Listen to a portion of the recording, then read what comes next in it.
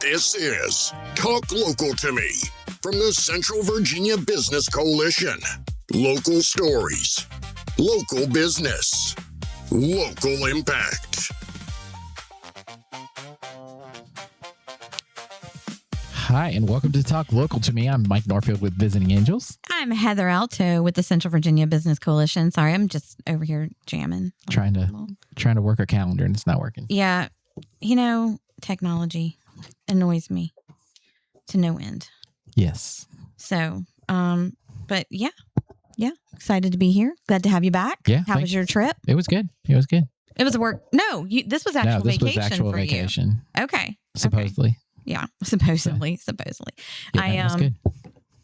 We've been kind of off and on the last couple of weeks because I went on vacation. You were on work trip.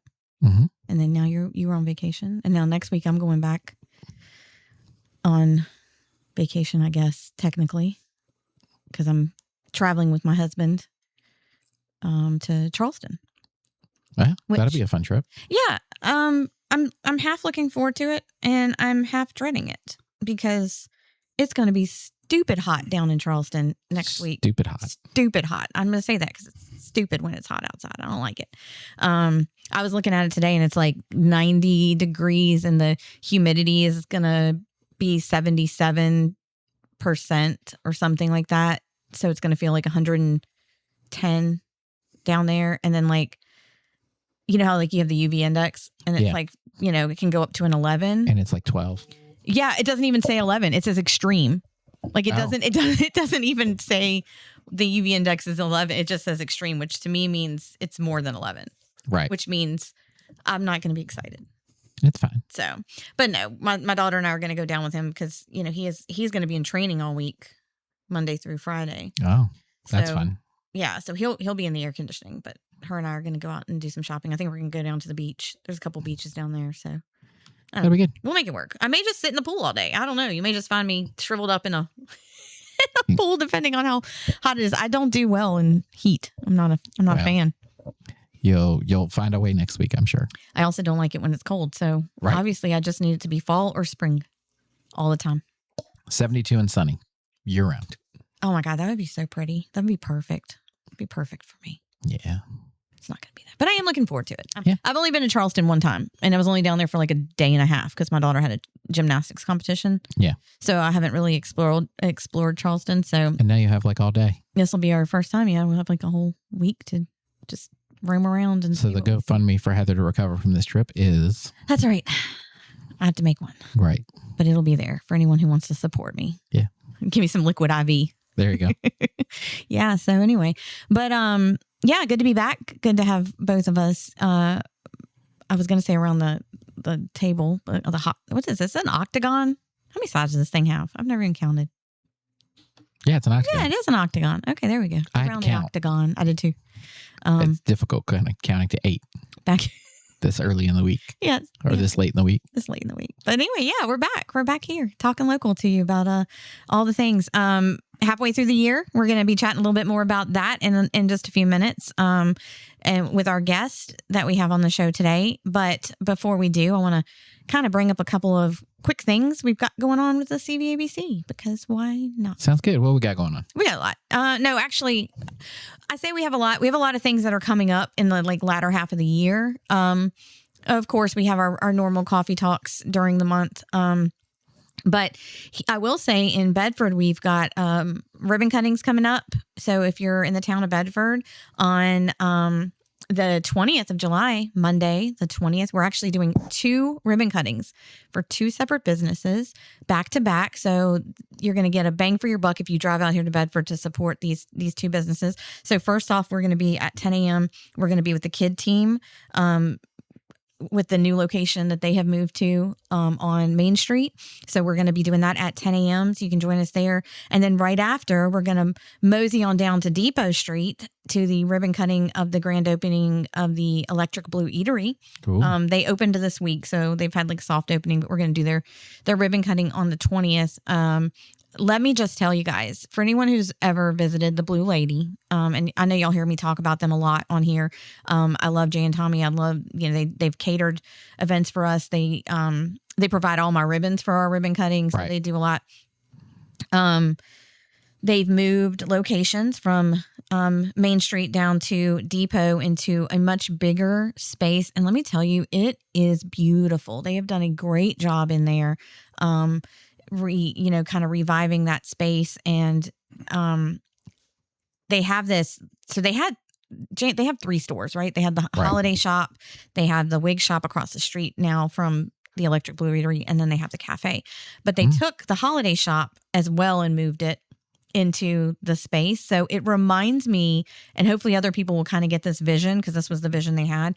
It kind of reminds me of Cracker Barrel, where you have to walk into that front space where there's all these things you can purchase. It's a really cute little holiday shop. You can get all kinds of knickknacks and stuff. And it really comes off that way when you walk in. It's really cool. And then, you go down into the lower level, and that's where the cafe is. So, and they've added some new things to their menu. So they now have like burgers, onion rings, French fries. Love a good burger. A bunch of different like open face roast beef sandwich. They've added a lot of new things. And also starting, I think it's this week, they're now open 7 days a week, which is fabulous for the town of Bedford, let me just say. Right. And then also they're doing dinner Friday and Saturday nights. They have a dinner buffet now where you can go, and get your buffet on. And then Sunday they are now doing brunch. So very nice. Really cool, really nice addition to the area. So we're doing their ribbon cutting also on the 20th at 11. So 10 o'clock with the kid team, 11 o'clock at the Electric Blue Eatery. So really encourage our business owners and people to come out and support both of those that day. So we've got that going on. We do also have a ribbon cutting on the 30th for mattresses by appointment. So that's another one of our members we'd like y'all to come out and support too. But as far as like big events going on, I'm really excited. Our first annual Community Champion Back to School Bash will be taking place August the 8th. And it's going to be on the front lawn or the grounds of EC Glass High School on the Langren Road side. Mm-hmm. So that whole green space right there. Oh.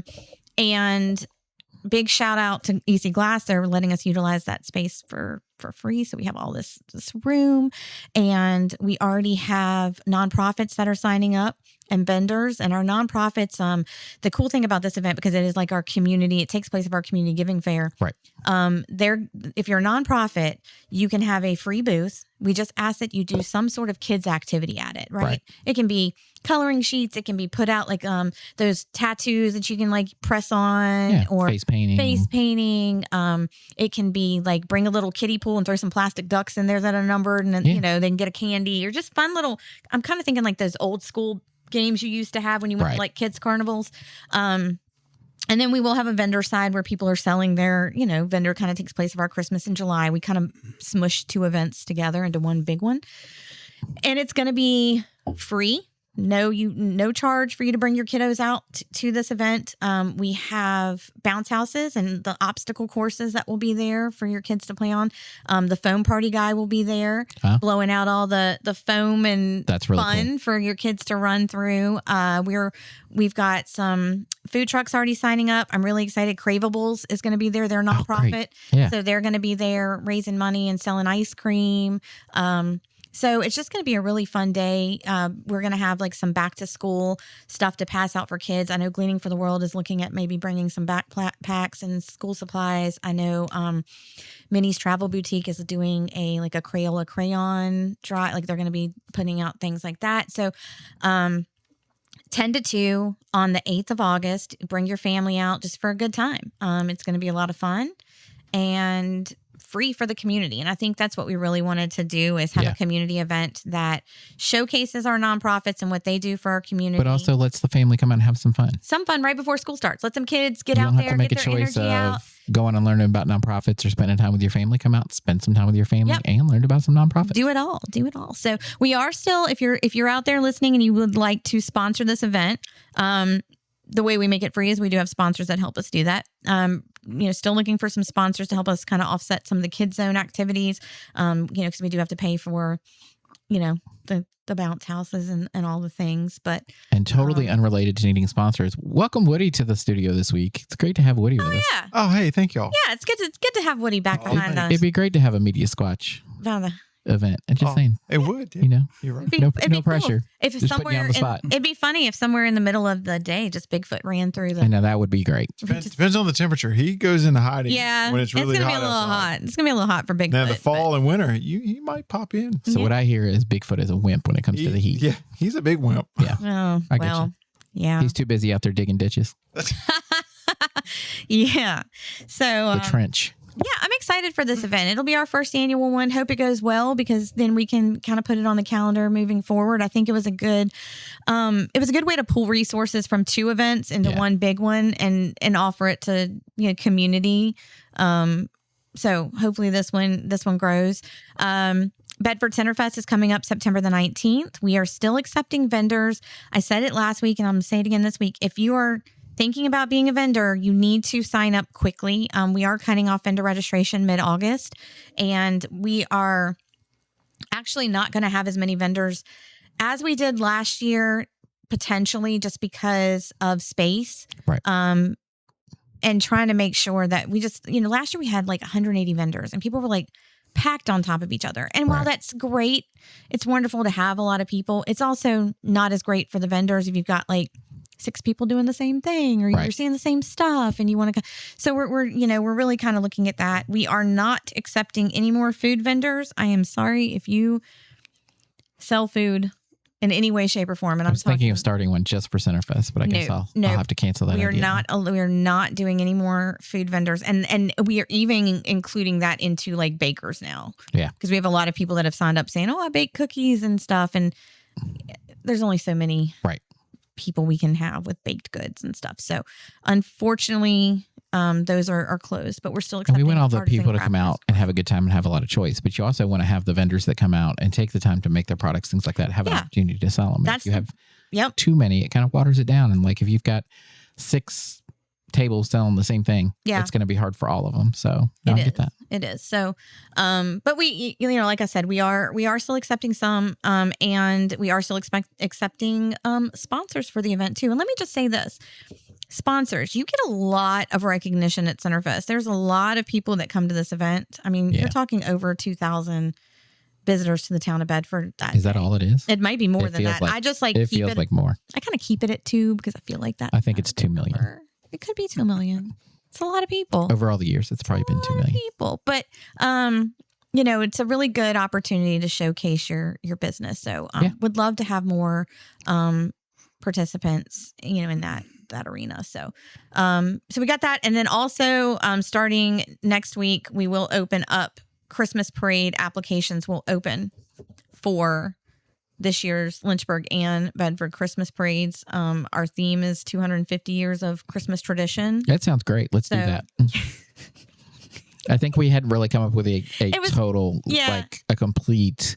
We knew it was going to be patriotic because it was the 250th of America. Happy birthday, America, by the way. Right. I forgot to get you a cake, but it's okay. I've got some bakers. So we're doing we got some bakers on stand. A lot of bakers. But we're doing the parade this year kind of with that theme. And so what was that theme again, Heather? You said it so well. It's like 250 years of Christmas tradition. Yeah. Which I think is really cool because one thing. You can do a 70s Christmas. You can do a 50s. Yes. You can do a 1900s. You can do you can put it into anything. Right. And that way, while we wanted to celebrate the 250 years of, America, we also didn't want it to become some sort of like, people get weird about different things. People define patriotism different ways. And we still want this to be family. So we thought traditions and being out there and kind Christmas of putting stuff down would be really cool. And it also ties into the theme of the Festival of Trees that the Bedford Welcome Center does. So it's kind of a good way to kind of tie it all together into one big Christmassy event. So I like it. So what is your unusual family Christmas tradition? Do you have one? Our unusual family Christmas tradition? Wow. So for us, I guess for my family, like now we have this tradition that we do right after Thanksgiving because I am that weird person. Christmas does not start until after Thanksgiving. Right. I don't put up anything. You can be There wrong. is no tree. There is nothing until the day after. But what we do is we have what's called decorating day. Right. So we take that whole day. My whole family comes over and we decorate the entire house, the tree. We put on Christmas movies and do that all day. So that's probably one of my favorite traditions that we do now. Back when I was little, you probably know, but like my family, like people decorate their houses now. But back in like when I was young, my house, for those of you who ever went to Peaksview Park area in Lynchburg, my house was the house. Like this was back before houses were really decorated. In like elementary school, and we would go get in the line of cars. There was music playing. Your dad was out there dressed like Santa, handing out candy canes, and I was like, who does this to their house? Well, now I know. This is why I think I don't start till after Thanksgiving. Because when I was younger, we started in October. It was 2 months to decorate. If you do anything extensive for Christmas, I'm not making eye contact with anyone in the studio right now, but if you do anything that's extensive like that, like maybe you put up a lot of trees in your house, who knows? We start like right after Halloween. We'll start, and we start in the rooms that we don't use as much, right? So, and when I tell you, like, when I was younger, when I would go out, like, especially in December, and I had to come home, there were times that, like, the person driving me home they had to, like, stop 2 streets up and let me out, and I would have to walk home because the line of cars trying to get past my driveway was ridiculous. I'm talking about nursing home buses. Oh, yeah.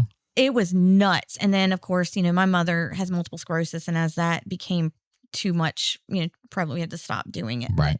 So that was probably our Christmas tradition back then, was just the house and my dad dressing like Santa. And when I was really little, he made us dress like elves. And that is an unusual thing, right? To put that much in your yard and staying out there and hand out candy. That's an unusual thing. Yeah, every night. It wasn't even like just on a Saturday. He did it every night. Wow.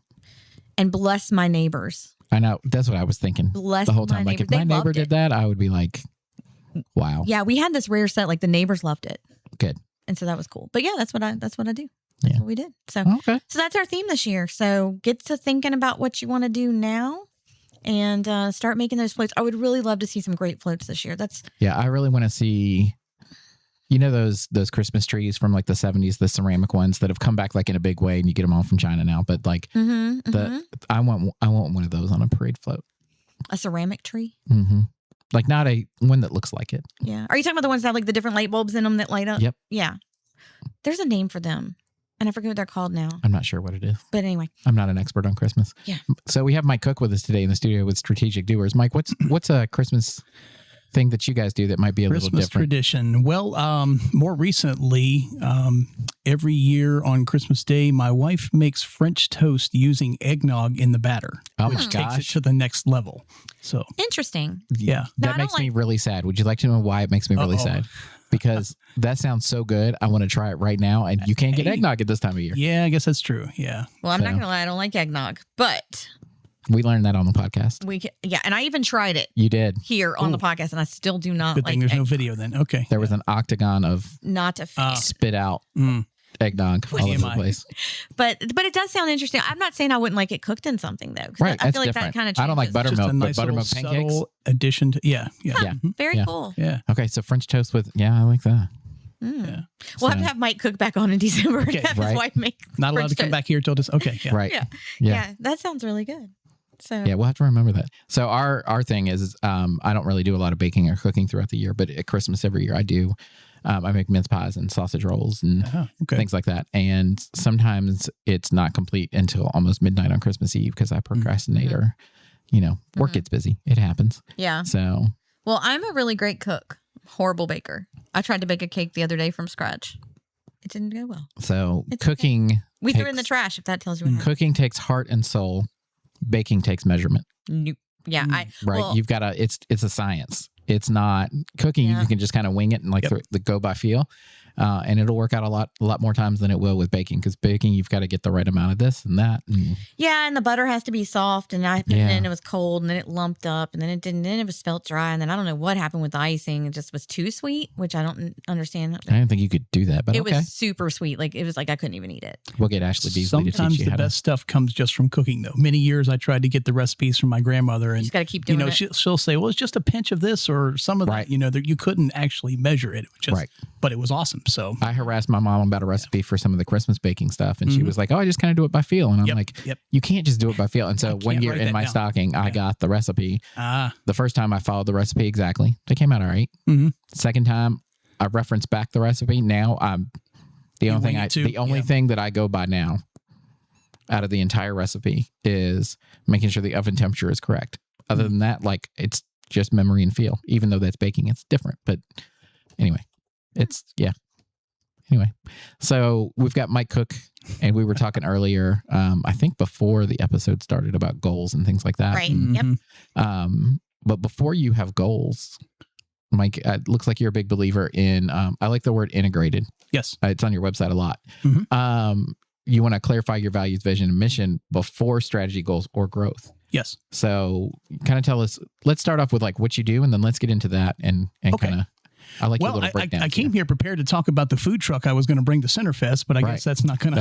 We've got to cancel that idea. Yeah. So, like, we were going to call it Mike and Mike, and they were going to have French toast made with it. I know, just right in time for the Christmas tradition. Right. Anyhow, so no, I love working with business owners, and yes, it is important to have a foundation for that. My main goal with Strategic Doers Group, kind of a funny name. All of us business owners are doers, but we're not always strategic about what it is that we're doing. And often that gets us into trouble, sometimes losing clients, sometimes not making money or costing us money, whatever the case may be. So it does have to start with knowing your mission. It's been said, if you don't know where you're going, then you don't know when you're lost. And that is never more true than with a business. And so many people have started businesses and just kind of like the recipes we talked about earlier, they just wing it. Let's just throw it out there and see what happens. And thousands of dollars later, then there they are stuck. So yeah, it's important to have that foundation. What you do is not as important as why you do it. And so that's why I talk about the integrated mission. And integrate is a better word than balance. Early on as a business coach, a lot of business owners talked about that work-life balance. And you guys talk about that on your show quite often, trying to balance work and life. But balance implies that actually one thing is more important than the other. I'm going to balance, work and home. But if I had to make a choice between one of the two, I'm going to choose my family every time. And so I'm not really balancing. It's not like a scale or something, where those two equal balance. Right. So that's why it's about integration. Never can get everything exactly right, but we're going to try to integrate and make sure we make time for family and make time for hobbies and recreation and all those things that business owners just laugh at. So, but it does start with a foundation, and that's our values, our vision, and our mission. Okay. Yeah, I like it. Yeah. And that's definitely a lot of things that I feel small businesses really need to kind of look into. And they don't, right? Yeah. Some, and I talked to some of our members, and I know some of them just like, we just started this business on a wing and a prayer, right? Like we just kind of, we had an idea, we put it out there. And then a lot of times after, let's say, anywhere from 6 months to a year, they realize, oh, there's a lot more to it than just, I had a vision, right? Yeah, that's the entrepreneurial spirit. I mean, all of us, it's one of two things. Either we work for somebody and we feel like we can do it better. And so then the true definition of entrepreneur, we jump off a cliff and start building the plane on the way down and figure it out as we go. Right. And that's where we kind of get in trouble instead of, thinking about some of those things ahead of time. So. And depending on what you're doing, so like home care, like I don't come from healthcare, right? So for me, it was a struggle because I had to learn the healthcare industry and home care, and it's a heavily, luckily for me, it is a heavily regulated industry. And so I had a lot of guidelines to go by, right? But sometimes like starting a food truck, like, well, how do you get, you've got like the food and safety and things like that, but like how do you get a food truck parked somewhere and draw customers in and let them know where you are, things like that. It can be, there's a lot of things that look easy. Yes. Right. And I think the worst disservice an entrepreneur can have before they start a business is seeing someone else who's doing it and it looks easy. Oh, yeah. Yeah. Right. So I'm sure people look at me and they're like, oh, well, he does the podcast every week. He's here, he's there, he's everywhere. What he does must be super easy. They don't see all the hard work that goes into it in the background. Yes. So it's, there's a lot more that goes into it than, hey, we've got a client that needs care. We've got a caregiver. Hey, look, they're going to the shift. Ta-da. So much more goes into that. A lot of moving parts. Yeah. And a lot of moving parts. Most people look at self-employed entrepreneurs, especially even smaller businesses and all that. And they think, well, you just have all the time in the world. You're self-employed and I don't have family members, call, hey, can you come by at 2:00 today? Well, no, I'm working. Yeah, you're self-employed. You can drop everything. You can come and, whatever the case may be. And that's not always, so we're looking for that freedom, and we start, we want the freedom to have finances, of course, building a business on profit, but also that freedom that business gives us, time with family or time for schedule or whatever. And usually not very long, 6 months, Heather said, but at least by 3 years or so, often those businesses get to the point where that freedom they were looking for is actually gone, and it costs them even more, because it's like a job, you can give a 2 weeks notice and quit. Right. A business, you've invested money, you've rented space, you've gotten loans, you're truly stuck. And that's kind of what I have the heart and want to help these folks with. Yeah. Well, and I also think too, business owners also need to know or learn how to pivot well. And I hate that word. I know you hate that word. And we heard it way too often during 2020 we did. and years following. But there is some truth to that when things, hardship happens, or even, for me, kind of going into that, well, you kind of make your own schedule, you do your own thing. But my biggest problem is every day, like yesterday, I'm like, okay, I have nothing on my schedule. I'm going to get a whole lot of stuff done. Never say that out loud. It's going to be fabulous. Yep. Yeah. I get there and we just start having people, it's just like they start walking in because they have that ability. I had a member go on yesterday morning and set up a time to come in for a meeting at 11. So it's just like, oh, all of a sudden now I have an 11 o'clock meeting, and that lasts for a while. So there's things like that you have to be willing to make those changes without it being like, sometimes it makes me so frustrated, right? And I'm just like, oh, this is why nothing gets done, because I have all this other stuff going on. But sometimes that other stuff is as important. Right. You've just got to learn how to kind of adjust your schedule to it. And some people don't have that ability, or they're not capable, because people hate change. They hate being knocked out of their rhythm. Right. But I think that's a very important thing people need to also kind of factor in when they're a business owner. Right. Absolutely. We have many conversations around the table. Our monthly strategic doers group, the majority of the time is spent in a mastermind type of a fashion. In other words, a business owner will share a challenge they're having, and not just me as a coach, but other business owners will also share how they dealt with maybe that challenge. And clarity of distance is a beautiful thing there. But most of them either involve something having to do with technology, get this off my back, or time. And they'll say time management. That's the typical buzzword, but we can't truly manage time. We can only manage ourselves. And so often we have to have those conversations about, it's not about prioritizing the schedule. It's actually about scheduling the priorities. And that's a tough thing to do, especially as a self-employed, because you have to say no, and you have to close the door and not let the people walk in, and all those things, the people that come down the hall and say, hey, you got a second? And 20 minutes later, you're, that kind of thing. So, yeah. So how does Strategic Doers, how do you kind of help navigate that with business owners?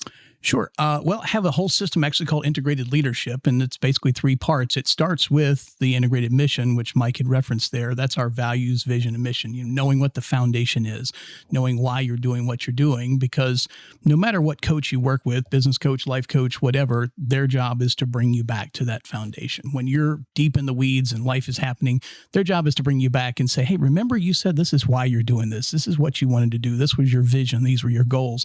So we got to start and make sure that foundation is there. And often it's not.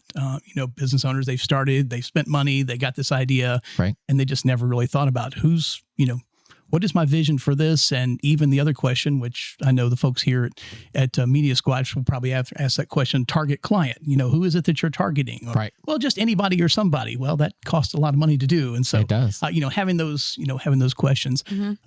From there, then we move into what I call integrated life. And that's actually back to that schedule thing again. Let's talk about, we can't manage time. We can only manage ourselves. So, things like our personal growth, our health, our hobbies and recreation, making time for those, family, community, serving in your community, like doing things with the CVABC or things like that. And then actually stewardship, which is, time, our money and investments, and the things that are important to us. We got to make time for those and all that non-fun stuff like paying bills and budgets and taxes and all that stuff that nobody likes to, that gets to be number 27 on the list. Yeah. Right. So, from there, then we actually, once you kind of get those things in line, then go back and look at business and find out what it is that you're good at and you love doing in part of the business, and let you wear those hats. Then let's find some people who wear the other hats that you just hate. Maybe it's a CPA or something like that, and help connect you with those folks. And so an integrated leadership is leading in all areas, knowing why you're doing what you're doing, where you're going, and then looking at life and business and kind of putting that all together. And that's where that integrated leadership kind of comes all back together. Yeah. Because I was looking on your website, and I love, so there's this little part. So this is kind of, and I'm going over, like, I guess if you're listening and you're a business owner and these are some things that you're thinking about, but like, I love where you put, like, you're busy, but you're not always intentional. Mm-hmm. And so I feel like sometimes a lot of us do that. We have all this busy, but we're not very intentional about what we're doing. Yeah. And so therefore then we become chaotic. It becomes chaotic, right? Mm-hmm. You're leading a business, but your life isn't fully aligned. Lord help me, that is me. Here I am. Like I'm working on the business, but sometimes I feel like my life is all over the place. Yeah. So that can become hard to juggle, right? Mm-hmm. You have ideas, but no consistent accountability. And you want your business to mean something more, which I think a lot of us, when you start a business, that's what we all want. We want it to mean more than kind of where we started from. Like, we want it to grow. Yeah. If I just wanted a paycheck, I'd keep the job and not worry about it. Yeah. Yeah. You know, I have that thought a lot. Yeah. Some of my staff, like, they work and then they go home and they're like, I'm like, oh, I can't get a hold of them, or like, they don't need to do this until Monday, like on a Friday or something like that. And then like all weekend I'm working on stuff, and it's like, man, how nice would it be to just work a Monday through Friday and go home and be able to check out and go. But like, one, that's not the kind of business I'm in. Yeah. Two, it's not the way I'm built. And three, like, if I was to be hired by somebody, I would be the worst employee they had. Like, I saw TikTok the other day and they were talking about this, and they're like, the worst employee you have is yourself. And I'm like, you know what? I didn't need to be called out specifically on that, because it's like sometimes we drop the ball, right? And the consequences are bigger than like getting fussed at for something, right? And it's, I always find that the everything seems to flow up, right? So like, we were looking at a new phone system, so I signed up with them yesterday, and they're like, yeah, you've got 5 to 7 days before the number will port over. Well, guess what happened at 5:45 last night? In less than 2 hours, everything ported over and nothing was working. And it's like, oh no. And so I didn't have a choice. Like, I had to fix it. Yeah. Right. Yeah. So, that's why I keep looking at my phone today, because I'm like, did the phone get answered? Did it work? Well, and that's another question that we offer, or another thing we often end up addressing with business owners when we talk about integrated business around the table is, you can spend thousands on marketing. You can do all kinds of things to make that phone ring. Right. But maybe you're not ready to receive it. Have you ever seen some cool ad and you call, or you try to email and it's not on the website yet, or something like that? So the backside of that, the operations side, is you got to be ready to receive when all that stuff starts coming in. That's a whole different conversation. Yeah. That's also kind of like, even if you're opening, let's say, a storefront or a restaurant, and you've put out all the marketing, like, but are you ready for all the people that are going to slam through your doors? Yeah. Do you have the inventory? Do you have the food? Do you have the people to work? Do you have a system that will actually capture all is your model scalable? Right. Yep. So I love there's a podcast called How I Built This. It's an NPR podcast. I used to listen to it a lot. I need to go back to that, but they talked about big companies like Sam Adams and Rita's Pita Chips, and even Chicken Salad Chick, right? Which is my wife's newest fascination. So about how they grew from like 1 store, 2 stores, all the way up to like a nationwide thing. Yeah. And like, you can't do that with the same equipment, the same mindset, the same everything. You've got to scale everything. And if you're, going back to your thing here, like, if your mission isn't clear, if your processes aren't clear, like, there's no way to grow beyond what you can handle today. Yeah.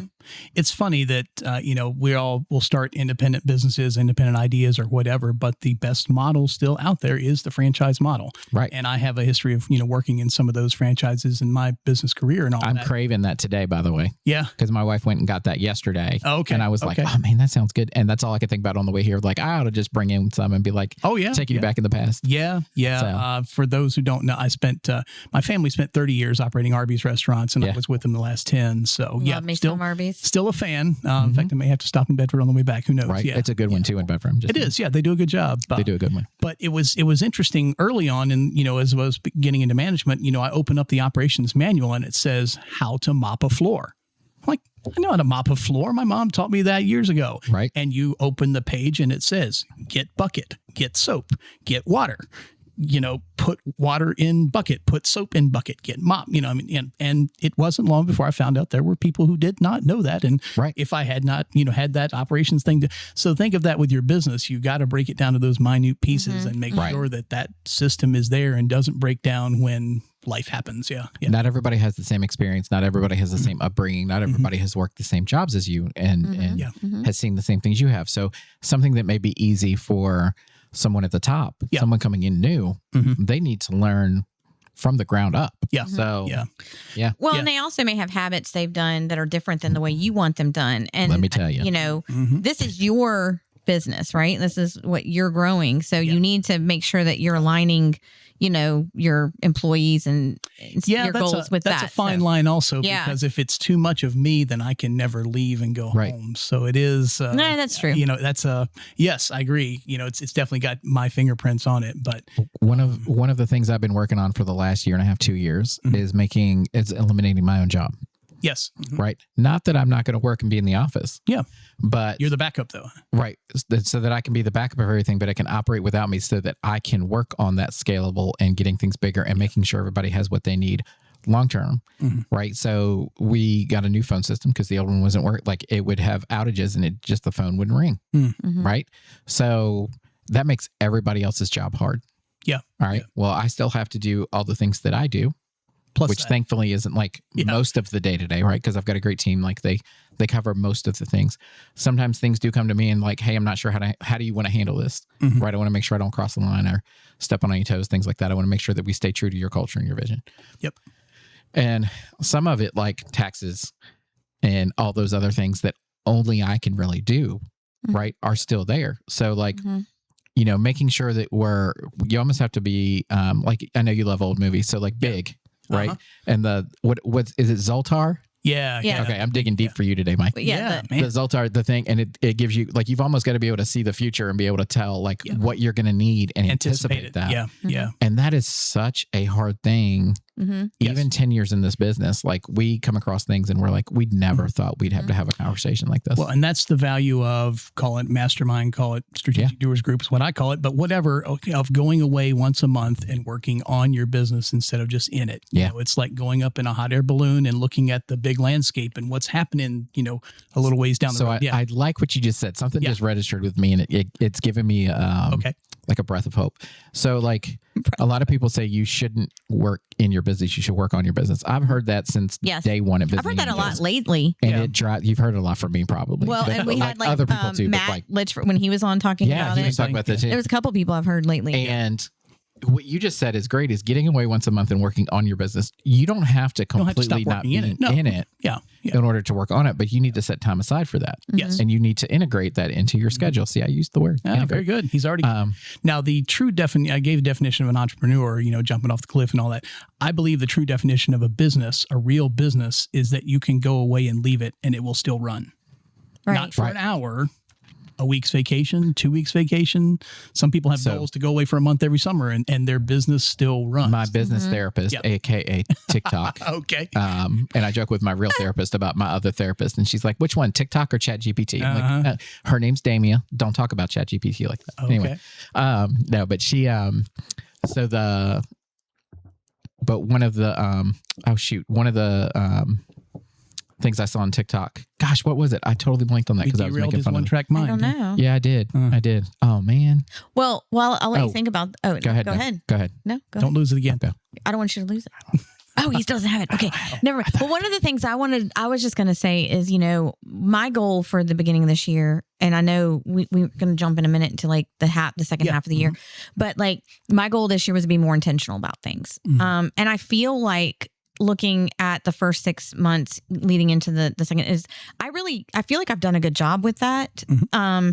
In, like I said, even doing like this back to school bash, I took 2 events and pushed them together. Like I'm trying to be more intentional about we're doing with our time. You're putting effort into an event, but it's covering 2 of your. Right. So it's helping our time management. Like I'm being, I've had to be more intentional just about a lot of things. And, my problem is I'm one of those people that I'm a people pleaser. Always. Like I don't want people's feelings to be hurt. I don't want to tell anybody no.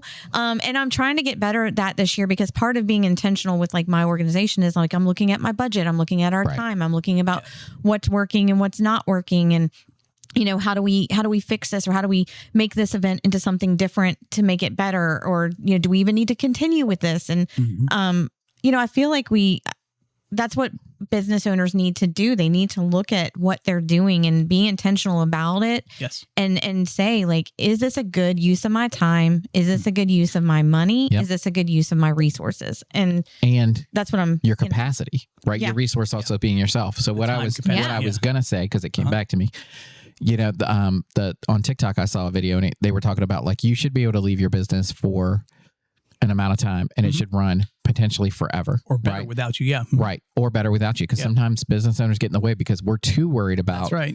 Well, that costs 15 cents extra. Like, especially in retail, things like that costs 15 cents extra. Just had a conversation yesterday morning with a business owner talking about how, like the cost of one thing, he didn't make a lot of money off this one thing, but he couldn't sell this thing because he couldn't get it right now. But the money that people spend when they buy this thing and then they buy this $5 thing and they buy a $50 thing to go with it. The $50 thing isn't as good without this. So like it doesn't hurt this sales of the small thing, but the big thing, it can hurt that. And so being able to, but talking about like being able to leave your business, right? So you should, they said you should try and leave your business for a week. Yeah. And see how it does. Does it do better without you? Does it do worse? When you come back, are the people who were still working it, are they handling it? Yeah. Are they struggling with it? Or are they lost without you, right? I've actually heard of almost like a business fire drill. Right. That not to be morbid, but the owner of the business walks in one morning and says, okay, pretend you just got the phone call that I got run over by a bus. Yeah, the bus plan. And then like, you don't say another word. You just sit there and watch what happens. Yeah. Right. What would you do? And that kind of tells you where the holes are in the. Right. Yeah. I think for me, this year was really great because I went on vacation, and Mike can tell you years ago, like I had my computer and I was constantly there. Emails and messages. Well, and I was even doing like video Zoom calls still on vacation. Like I was telling my, y'all go to the beach. I'll be down there in a minute. So been there. Yeah. This year. And this is also a true sign to like your staff as well, right? Like I trust Megan explicitly to do the things that she needs to do. And I think that's important. But I took my laptop with me. However, I put it in the corner of the beach house we were at, and it did not leave that corner until I packed it back up the end of the week. I did not even crack open the zipper to even think about it. And, I may have answered an email or two, but like Megan had to call me twice. Right. But when I got back, there were no major fires to put out. There was nothing crazy. So we had that makes you feel good. It does. We had an ultimate test last week. So Thursday, I'm getting ready to leave for vacation. I'm getting everything ready. I'm trying to catch up all the things. We were going to be gone for an entire week, right? So one of my employees had a medical emergency and has worked from home for 4 weeks. And she was out for 2 days, like with a medical emergency, right? So we had an orientation scheduled for Friday. So we didn't have anybody who was scheduled to be in the office. Oh, yeah. I saw your mom at Coffee Talk. And they could do it. Yeah. I was supposed to be at Coffee Talk. And then I was like, and I had to make the decision, which is more important. Do I want to delay hiring this employee? Right. Which happens. Yeah. Right. Or which in my industry is like a big, that you really don't want to do that because time is precious in getting caregivers because they're hard to get. So I made the decision of like, okay, so, in the words of Abe Loper, like I had to decide, did I want to do this or do I want to do that? And which is going to bring me more in the long run, right? Yep. So I had to skip coffee talk. Yep. And which coffee talk just wasn't. But I'm just kidding. But I had somebody there from our company representing. She did a great job. Yeah. Yeah. That's where that filter, that values, vision, mission comes back into play, right. Because you can just pull that right out and say, okay, based on what I've said is important to me, it helps me make that decision very easily then. Yeah. Right. And so I did the orientation and had to let an employee go at 2:45 on Friday. It was my first day off on my vacation, but I was there. I'm not bitter at all. And honestly, I'm not. Like, I'm glad that I had the flexibility that I could do that. And it didn't really affect my vacation much, right? It's the first day. You don't really do anything. You're laying around, whatever. And the decompressed day. Yeah. So I had to let an employee go because they were not following policy, right? That's a hard thing to do. So I was like, all right, at least now I got a week of vacation to get over it. We get to, we go to Lake Anna, which is like between Charlottesville and Richmond. So we the traditional thing that we do for our vacations, we go to Trader Joe's and we get the good cheese, right? Because we do like hors d'oeuvres and stuff for one of the nights for dinner. So we needed some good cheese and some different things like that. While I'm in Trader Joe's, I get a text message from an employee that like, hey, I see I'm scheduled for 3 shifts this weekend, but I emailed you my resignation on Monday. Well, she sent it to Mike at Visiting Angels. That's not me. That's somebody at the home office. Just saying. And so all of a sudden, 14 hours before she's supposed to be at a shift the next day, like she no longer works for me. And it's like, what do we do? Guess who covered those 3 shifts? That new employee. Right. If you hadn't have taken the time. If I hadn't taken the time, and it made me realize like sometimes you have to be very careful and protect your time. You have to protect your people. You have to protect their time. You have to protect everybody's peace. You have to protect your business. Yeah. Those are not all the same thing. It's not one shield. That's right. Right. Yeah. Sometimes being able to say like, hey, I went to vacation a day late, but look how much better my business came out because I was willing to make that sacrifice. Yeah. Yeah. And I think a lot of times we had a Visiting Angels office that opened in Chesterfield, Virginia. Right. They thought it was going to be an easy, they could work 8 to 3, all that. They found out very quickly that it was not. Right. And so their willingness to sacrifice to grow the business to where they didn't have to sacrifice wasn't there. They ended up closing. Right. They just closed up. Now, that doesn't happen with very many Visiting Angels offices. Usually the only reason they go out of business is because they are doing such a poor job that Visiting Angels comes in and says, hey, you're not doing this anymore. Yeah, that's the franchise. Right. And or they just get to the point where like, I don't want to do this anymore, and they sell their office. It's very uncommon for an office just to go, this isn't really working. Like they were making a little bit of money. They weren't behind on their payments to Visiting Angels. They weren't behind on any of their rent, anything. Like financially, they were fine. Yeah. They just didn't want, it wasn't worth it to them to put the time in for what they were getting back. And it's like, that's wild to me. But I think that's what happens to a lot of business owners is they get to the point where they're not willing to sacrifice anymore. They're not able to sacrifice anymore. Yeah. And it's usually more time than it is money. I mean, they're making good revenue. Things are, like you said, they're paying the bills or whatever, but they just walk out the door to get in the car and they look back and think, is that all there is to it? Isn't there more to it than, I could, so yeah. Right. Yeah. It's, it's, and the other thing that's hard, let me tell you what was hard for me in business and what finally opened my eyes and made me realize like, I can't do everything. Right. Cause I've had that happen 4 times. Yeah. 10 years, every 2.5 years, it seems. I'm almost due again. Call me before you melt down. Then. Right. Right. Like, but you can't do everything. And sometimes like hiring people is scary, right? Oh yeah. Yeah. Right. So like I manage almost 45 people. When we hit 50, I'm going to take another vacation. Yeah. If all of a sudden you're like, why is Mike on a cruise in the Bahamas? I didn't hear anything about this. It's because I just broke down and was like, book it and go. Yep. Hopefully Sheena gets to go with me. Hopefully she's not listening today when I just said that. So but hiring somebody, it can be a scary step, but you've also got to look at the workload that needs to happen and look at, are you doing it efficiently? Yeah. Right. Because this says being busy doesn't equal successful or whatever. Right. I'm paraphrasing a lot. Yep.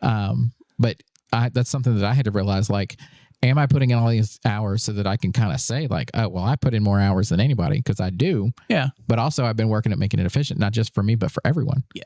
Yeah. Right. So, because we had that situation come up and someone on my team was like, this is just taking, like, I am working way too hard on this to not get anywhere with it. And it's like, am I giving you enough time to focus on that task? Yeah. Right. So we pulled something back from them.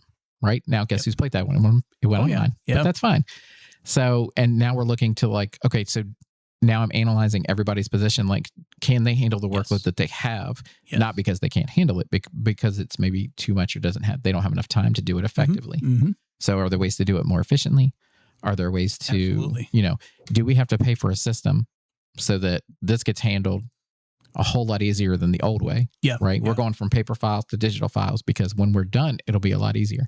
Yeah. If we ever get there. But things like that. The danger I've seen with systems, and since we're talking about AI and all that, is that I'm already seeing some entrepreneurs, business people, where the AI or the system saves them a bunch of hours. And so instead of saying, let's take some time off or let's have some margin or whatever, they say, oh, great, I got 10 more hours. I can take on 9 more projects. And then they add more. Yeah. And the burnout just churns even farther and all that. So there is a danger there, but you're right.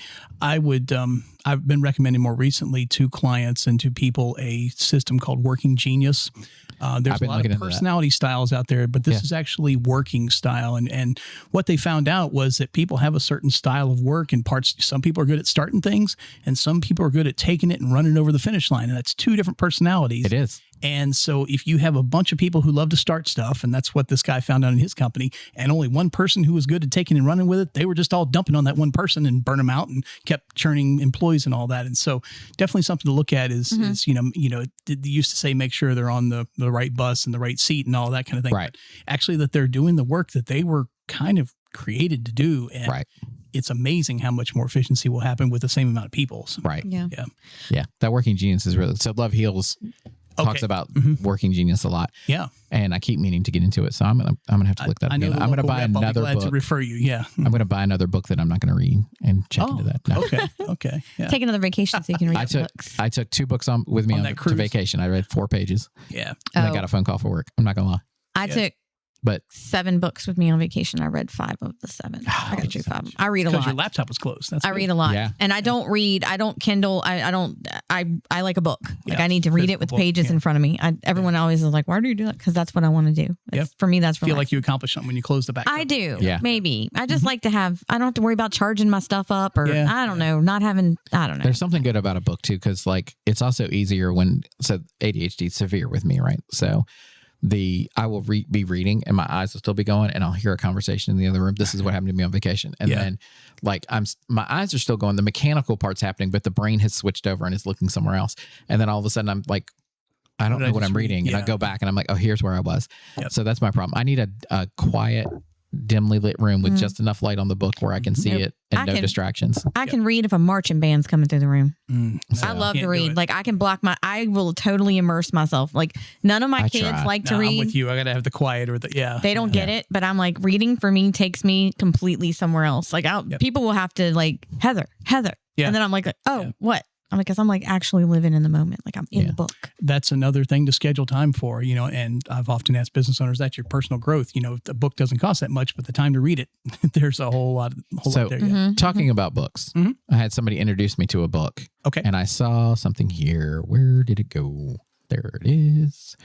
And it talks about using your business as a platform for ministry impact and multiplication. Have you read The Go-Giver?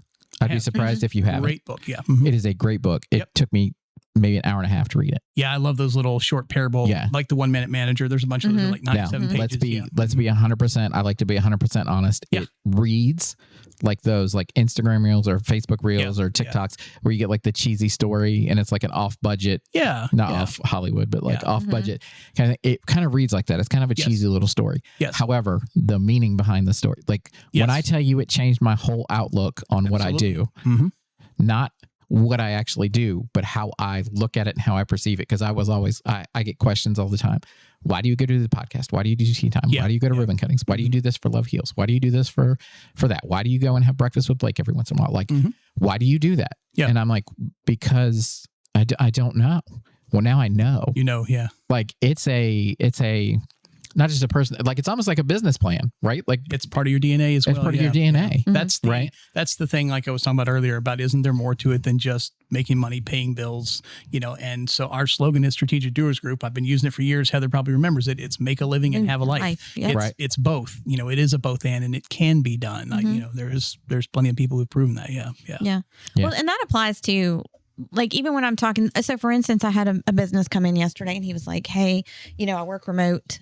I've joined the CVABC, but I haven't really done anything with it in the 2 months I've been a member.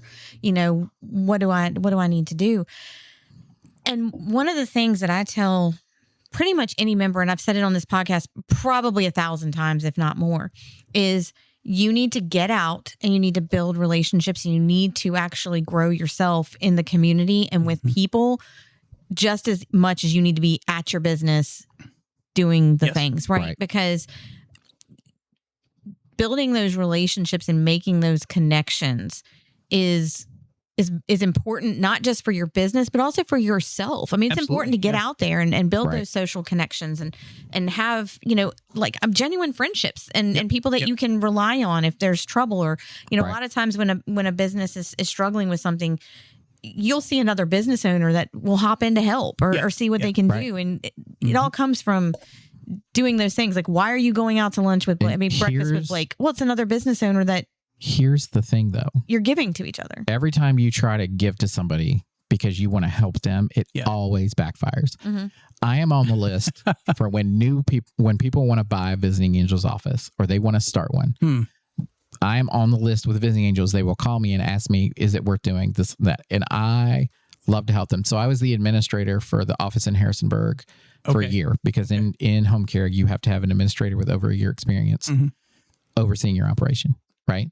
Now, all that is a piece of paper that says like, hey, I'm listed as this. You don't have to really be involved. Mm-hmm. We had like monthly phone calls.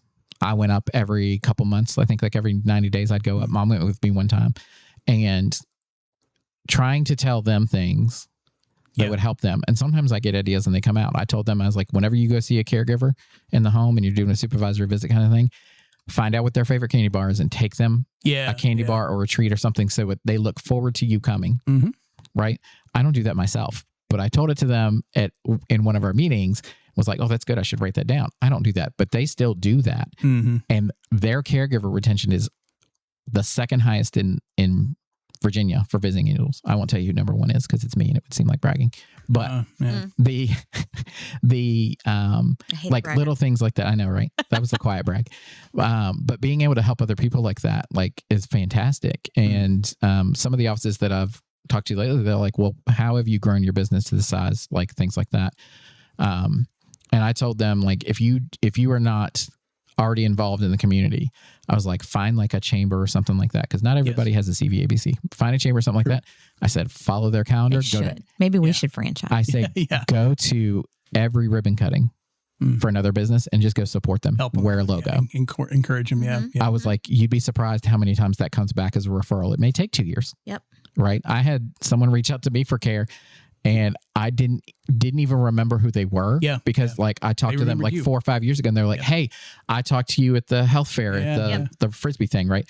And they were like, I remembered you from that and how excited you were about your company and what you guys do. And now we're looking for that. And it's like, I'm sorry, where did that come from? Four years ago. I spent some years in teaching referral marketing and the basic formula is there. And it's for every CVABC member to remember, if you don't remember anything else we talk about today, visibility leads to credibility, which leads to profitability.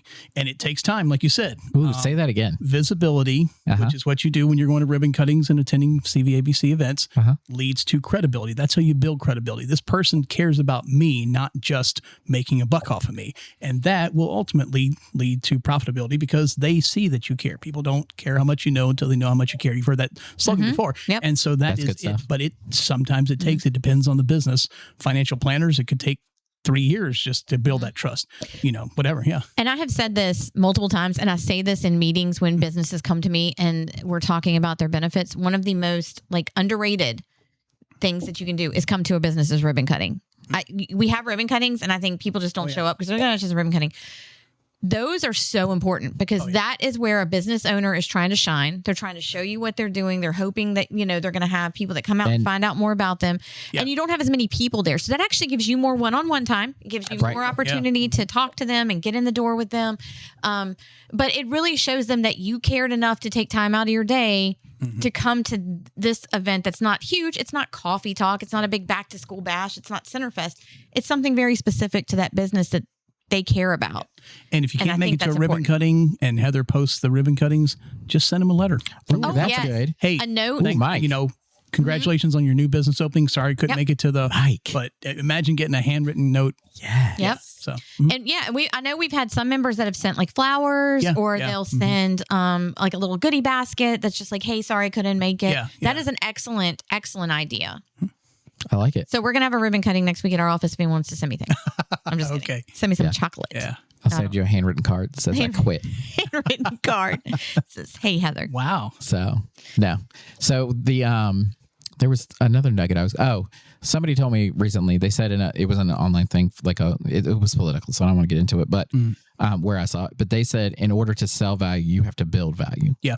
Now, this person works for me and was saying it in a public forum. Okay. And I heard it because I wanted to support. Yeah. Right. So that was one of those things to make my staff feel supported. Yeah. And like they did such a great job. But when they said in order to sell value, you have to build value, that hit me. Yeah. She could have told me that directly and it probably wouldn't hit me as much as like she was just saying it out. Right. Yep. But that's the truth. Like if you want to build your business, make your business a true value. And that doesn't mean cheap. Yeah. No. Right. It means you provide something, because that's every business out there exists to provide something for somebody. Yep. Right. Yep. So to sell value, you got to build value. So just make sure that what you're building is worth selling, because I think that's an important thing. So that's a big part of your brand. Yeah. It is. Yeah. All right. So we asked 2 questions of every podcast guest. Okay. All right. They're toughies. All right. 1, how long have you been part of the Central Virginia? Hold on. How long have you been part of the Central Virginia Business Coalition? Wow, Heather. Okay. Back when it was the Retail Merchants Association, I was a member way in 1902 when there was a networking group that met at Carol's place in Forest. Yep. Oh my gosh. Yeah. So we were part of that group. I was part of that group. Off and on. Yeah. Wow. Yeah. So quite a bit of time. Yeah. Yeah. So it's been, it was it prior to me coming on board or was it right after? I don't remember. Well, I've known you since you were at the another chamber organization. Oh, yeah. I didn't know if I was allowed to say it. No, I'll say it all the time. Okay. Oh, yeah. Yeah. Yeah. So But yeah, Mike and I have known each other for a long, long time. Yeah. First grade. Because I used to go to the Carol's place with the chamber, and then I went with the magazine. And then we found out that Heather's dad played in the band with my dad in high school. Whoa. That's right. Yeah, that's Lynchburg, Virginia. Yeah. Small world. And then you and my dad used to work together. So you want to talk about small town? Yep. Yeah. Yep. Here we go. So he's definitely been longer than really long time. All right. So I'm going to ask you 3 questions because I'm going to add a third one to that. All right. And I'm going to put the third one in the middle. Okay. What has been the biggest change since you first joined? Ooh, good question. To now, since you've been in so long? Good question. The thing that hasn't changed is the focus on local business, and I appreciate that.